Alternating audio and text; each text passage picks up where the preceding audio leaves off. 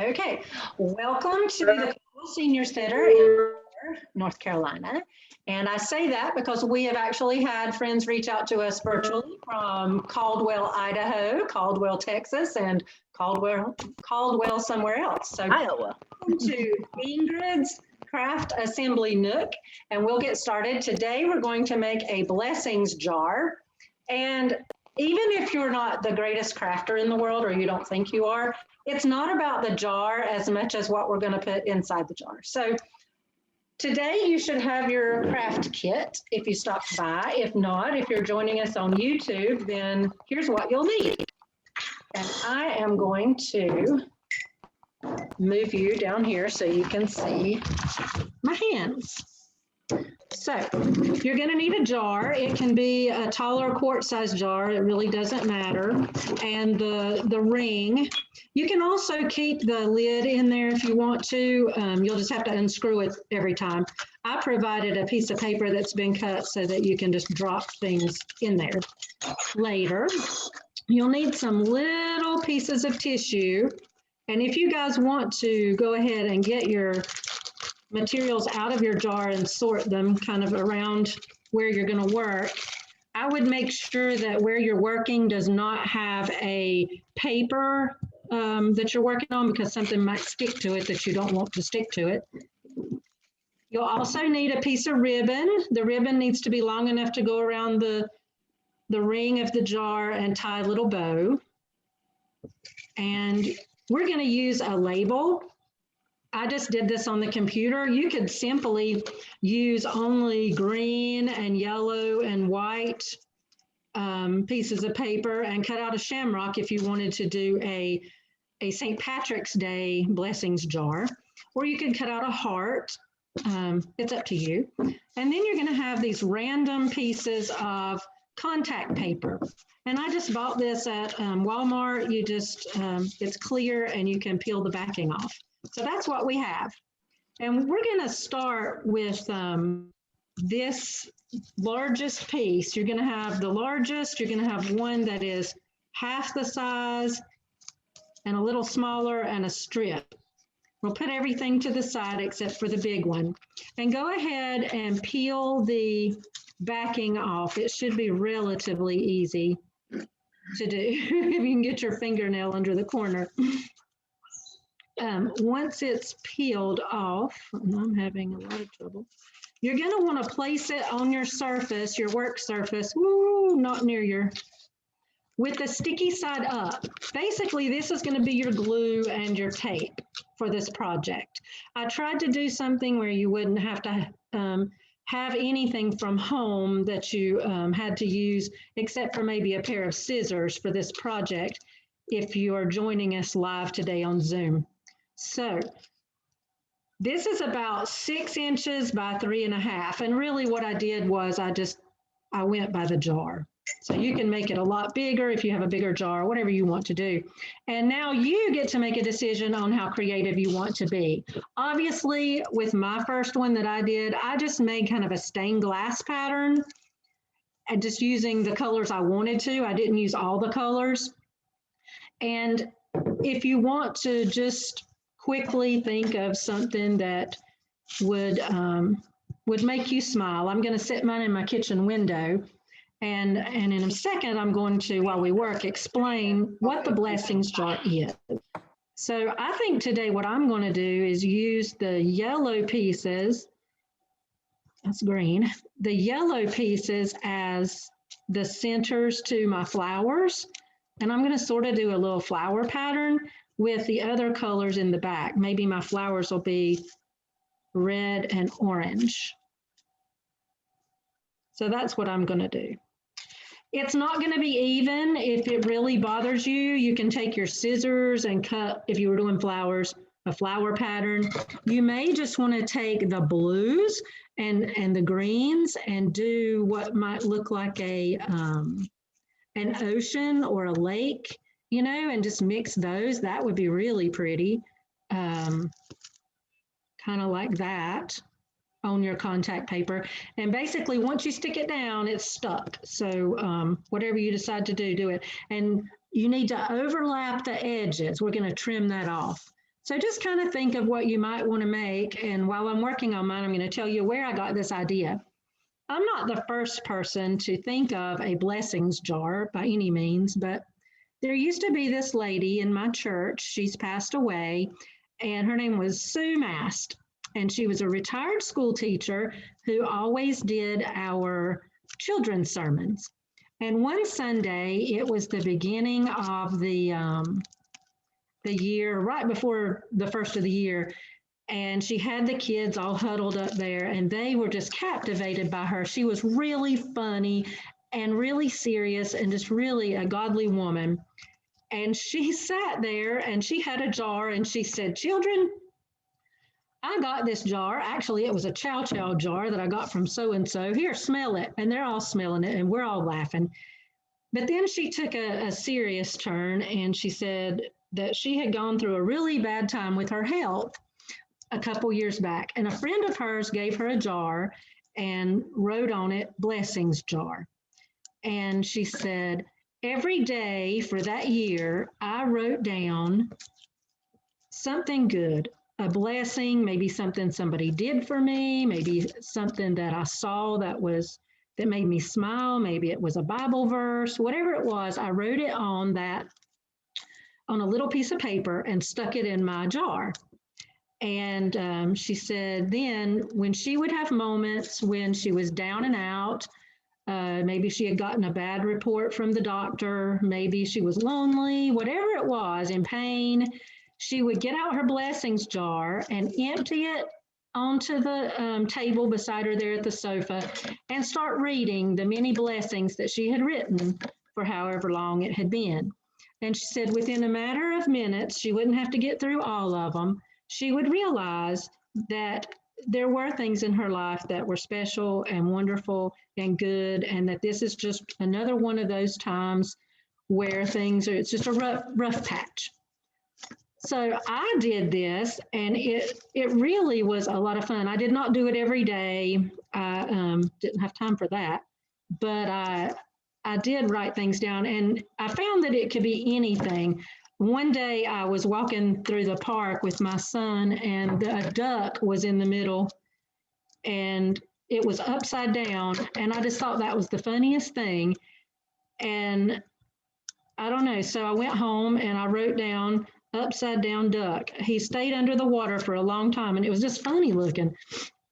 And when I got that out later, it really did make me smile. Now, see, I'm going to put some of these over here like they're leaves. I don't know what you guys are deciding to do, but this is kind of neat.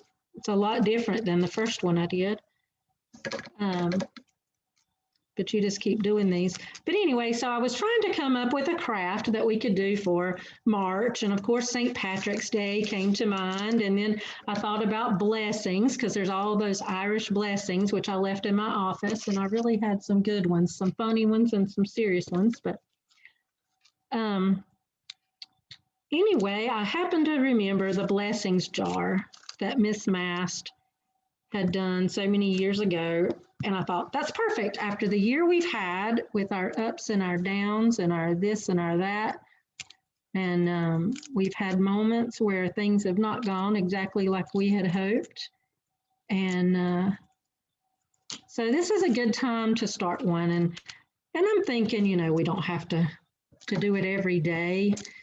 But if somebody calls you that maybe you haven't talked to in a long time, or maybe you do something for someone that that you just really enjoy doing, because I think giving is one of the best things to make us feel good. And write it down on a little piece of paper. Maybe somebody gave you a compliment that is really something that you don't think is great about you, but they think it's great.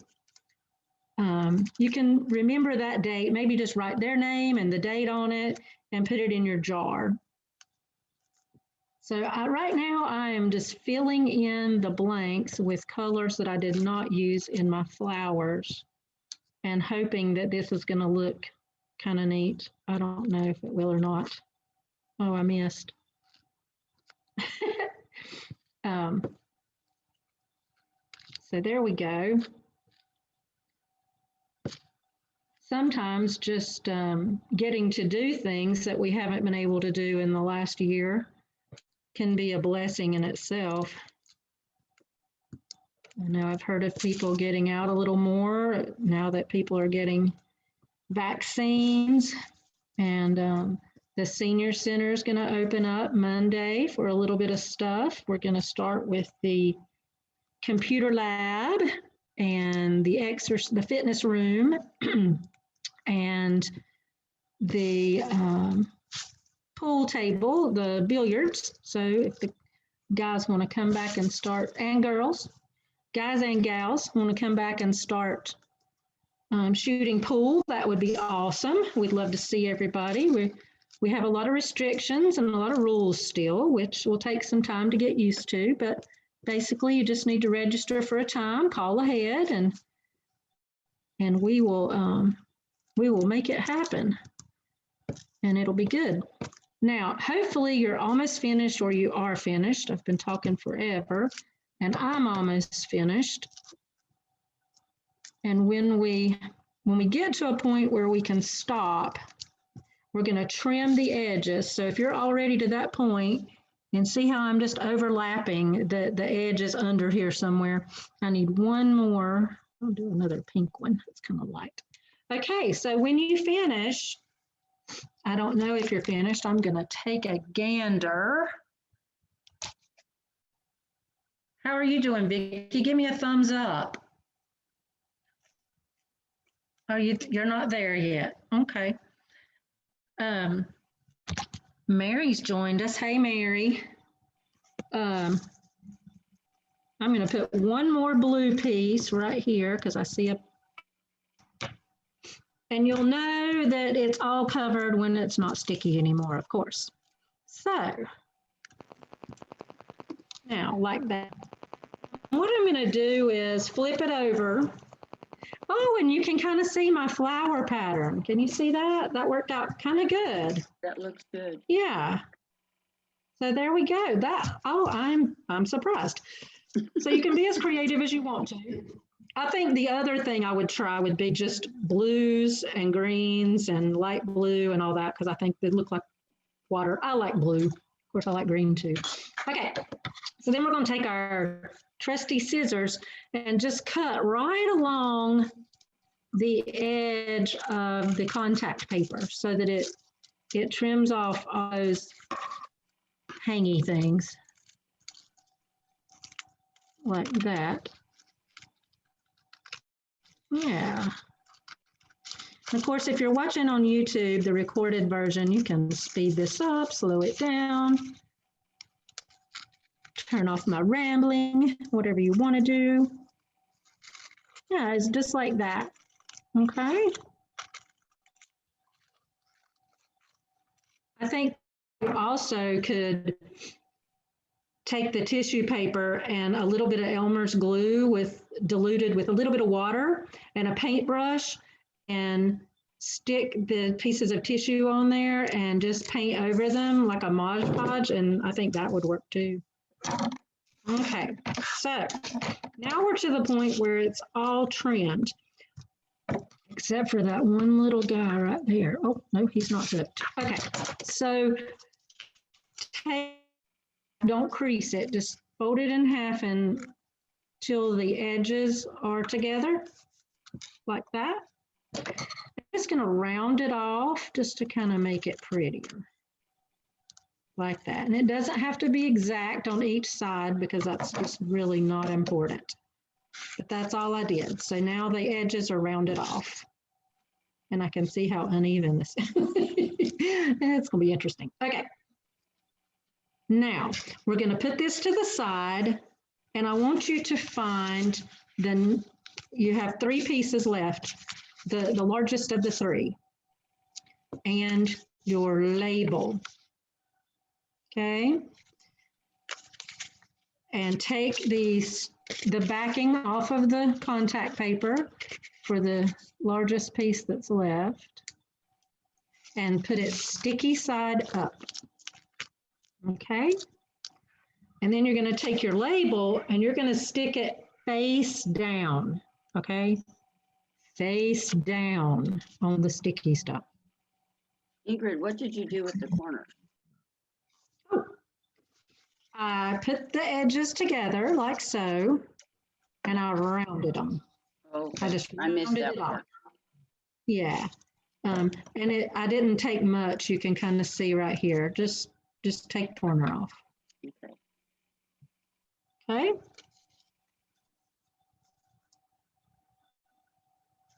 Okay, so you're going to take the largest piece that's left and take the backing off and put it sticky side up. And then put your label face down so that it sticks, and when you flip it over, you can tape it on, okay? That's why we did it that way. Now, to get it on the jar, this does not go all the way around. You're gonna put the shiny side out. And I just put it on here and kind of held it. And I put the oval that's on the jar. I think all the jars were alike and they had this oval with the fruit design inside. I just kind of centered it on that and hold it. Oh, no, don't do that. Take the back off of this next largest piece first. I got ahead of myself. This is going to act as a piece of tape to hold your design onto the jar. So we're going to put that on there, and then we're just going to put the tape just like that.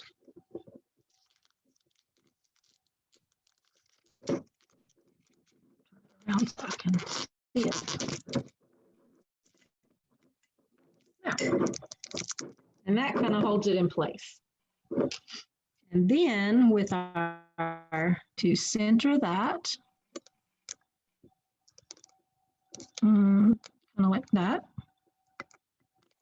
and stick it down. And so that all just kind of holds onto itself and it all stays on there. So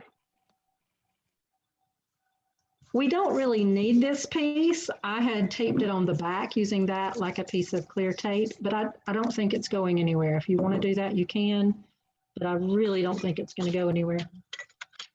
The last thing that we need to do is just tie a ribbon around the lid.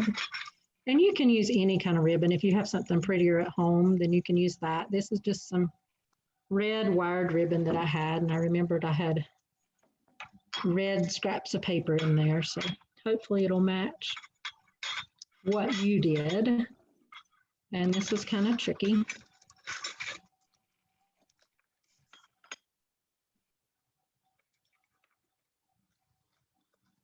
Almost need a partner. You can ask your partner to help.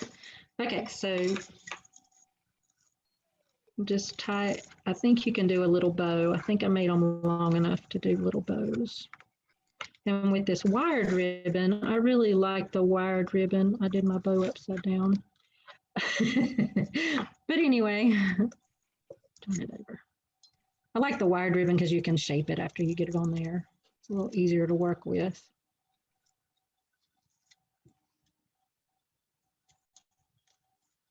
And that's pretty much it. We're going to put the circle that I cut out with the slits in the top. And then as you have blessings in your life or good things that happen, you can jot them on a little scrap of paper and drop it in there. And then you may want to do it for a year, maybe one a week. You may want to do one a day. I don't know. That's a lot for me to do, but it might not be for you, you know. The important thing is, it's kind of like that saying, is your cup half empty or half full?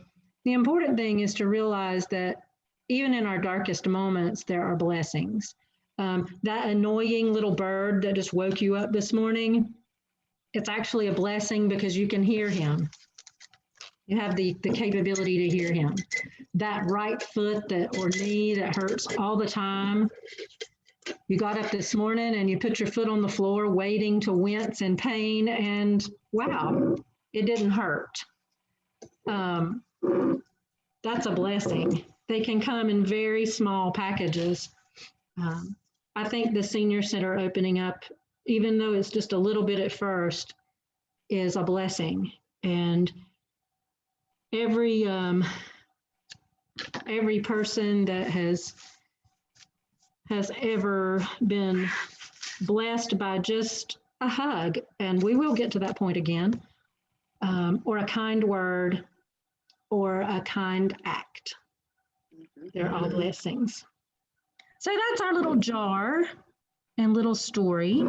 And like I said, the craft itself is not much, but what you put inside there is going to really mean a lot. And I think this would be a great gift for someone who's going through a rough time. And it may seem kind of strange to give to somebody, but give it to them and start out with 5 blessings that they are to you. And just to jumpstart their day or their ordeal that they're going through. So that's the blessings jar, and I like my second one a lot better than my first one. But I don't think we're having a contest. So we could, but we won't. Oh, so that's that.